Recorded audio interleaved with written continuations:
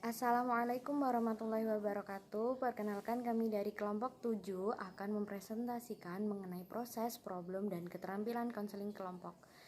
Perkenalkan, nama saya Beta Ika Hidayat, NIM 86. Di sini saya akan menjelaskan apa itu konseling kelompok. Konseling kelompok adalah suatu bantuan kepada individu dalam situasi kelompok yang bersifat pencegahan, penyembuhan, serta pengarahan. Dalam pemberian nasihat ataupun penyelesaian permasalahan, di sini menggunakan teknik musyawarah. Mengapa menggunakan teknik musyawarah? Karena dalam satu kelompok itu semua pendapat, semua usulan, semua argumen itu ditampung dan kemudian didiskusikan lagi mengenai argumen atau nasihat mana yang tepat untuk penyelesaian masalah tersebut. Konseling kelompok dianggap positif karena dinamika kelompok yang dibangun saat proses konseling memaksimalkan peran setiap anggota untuk berpartisipasi dalam penyampaian argumen dan secara tidak langsung juga melatih public speaking setiap orang yang ada dalam kelompok tersebut, serta menjalin hubungan secara inovatif antar kelompok.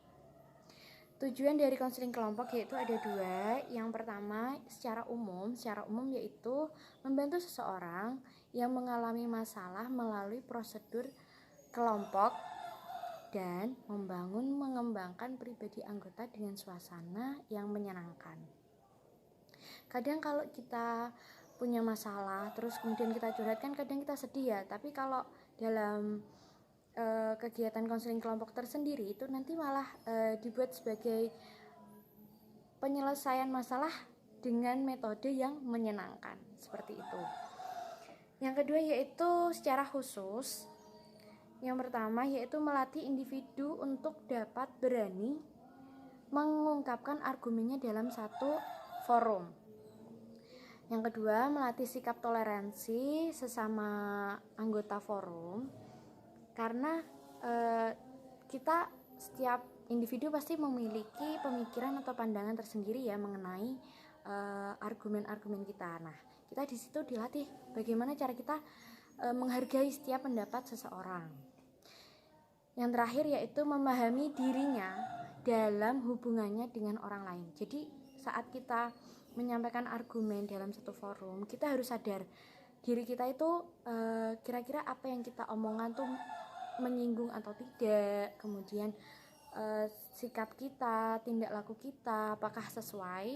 Nah, seperti itu. Jadi kita dilatih untuk peka terhadap lingkungan sekitar. Untuk materi selanjutnya akan dijelaskan oleh teman saya.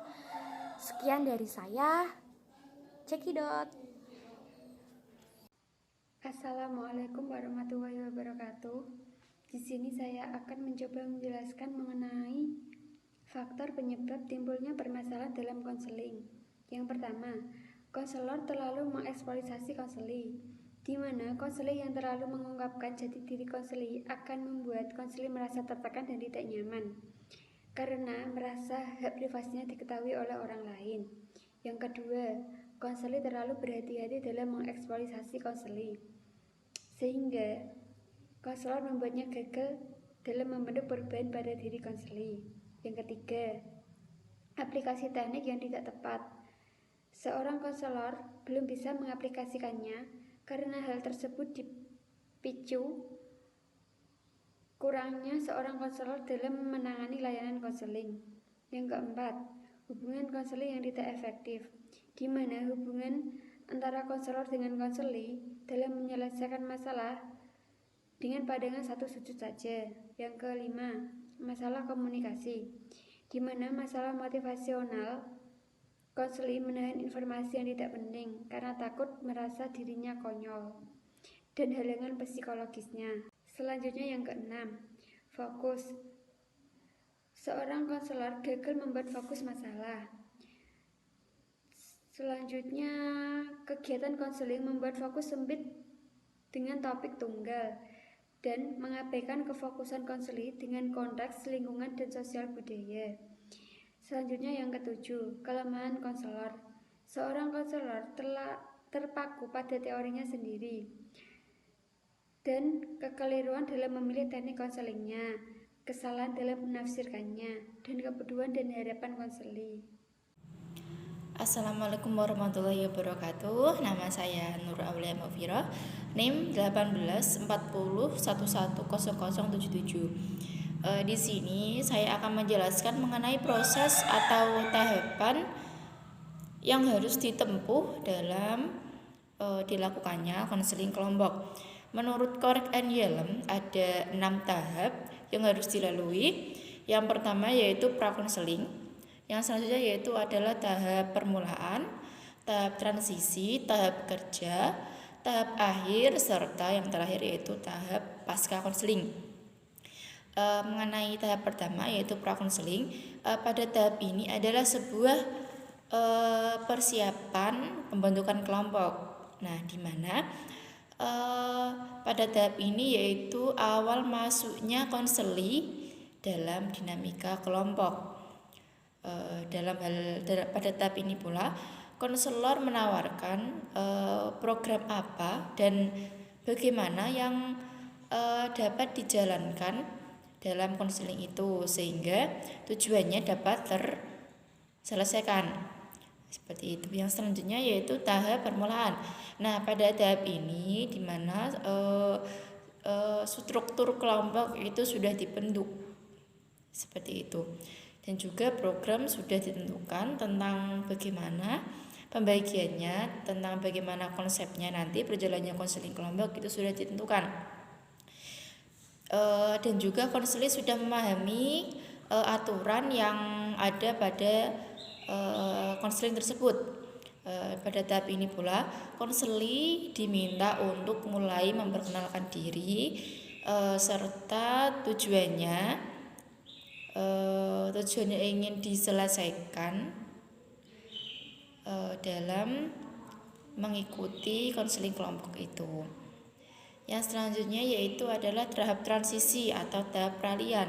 Nah, pada tahap ini yaitu sering terjadi adanya ketidakseimbangan dalam masing-masing konseli mengenai permasalahan antar konseli seperti itu. Di sini konselor diminta untuk dapat membuka permasalahan masing-masing anggota sehingga permasalahannya dapat dirumuskan dan diketahui jalan keluarnya bersama-sama seperti itu. Yang selanjutnya yaitu tahap kerja. Nah, pada tahap ini permasalahan masing-masing konseli itu sudah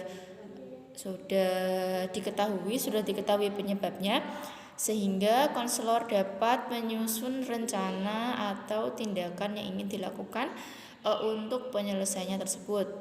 Yang selanjutnya yaitu tahap akhir. Nah, pada tahap ini masing-masing anggota kelompok atau konseli mulai mencoba adanya perilaku baru yang telah didapatkan atau yang telah dipelajari dalam konseling itu, atau masing-masing konseli atau masing-masing anggota kelompok saling memberi umpan balik seperti itu, memberikan umpan balik mengenai permasalahan yang terjadi pada masing-masing konseli.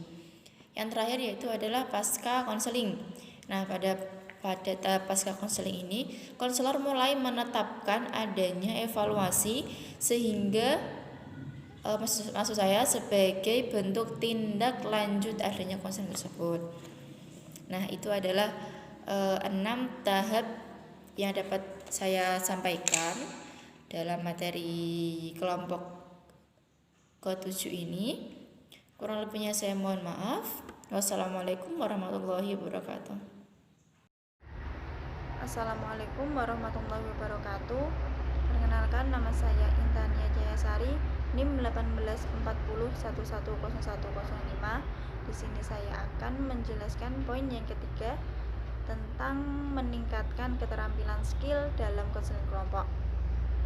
Dalam proses konseling kelompok itu dibutuhkan keterampilan public speaking bagi konselor untuk menghidupkan suasana dalam kelompok konseling.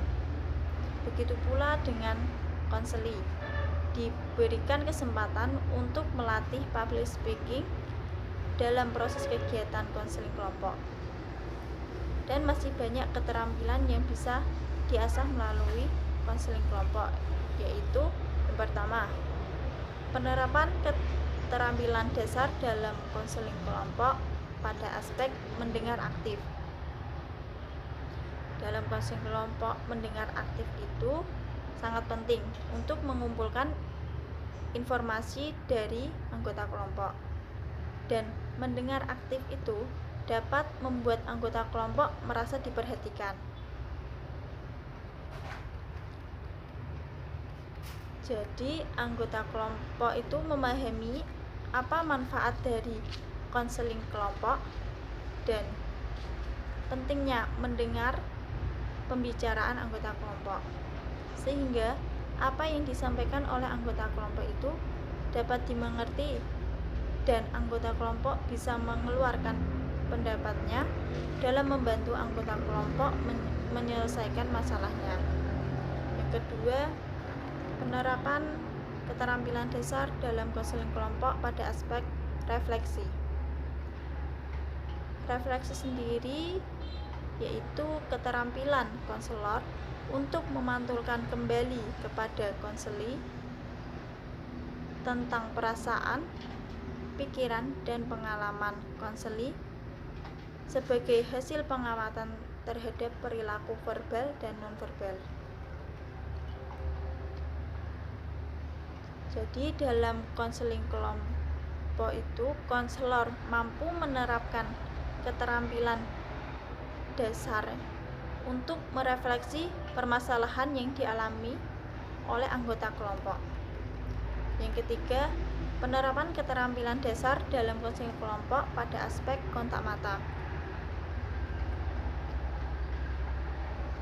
Dalam keterampilan kontak mata itu harus dimiliki oleh konselor dalam konseling kelompok, karena konselor itu melihat ke arah konselinya yang sedang berbicara agar peserta didik itu merasa diperhatikan.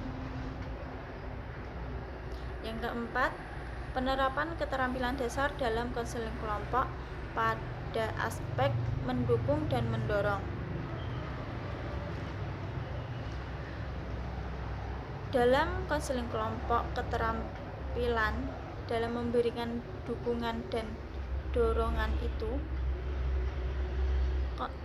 oleh konselor itu sangatlah penting dalam konseling kelompok, karena dalam konseling kelompok itu memiliki beragam permasalahan yang dialami oleh anggota kelompok. Maka konselor itu harus terampil dalam menyatukan berbagai permasalahan dalam konseling kelompok tersebut. Terima kasih. Sekian dari saya. Wassalamualaikum warahmatullahi wabarakatuh.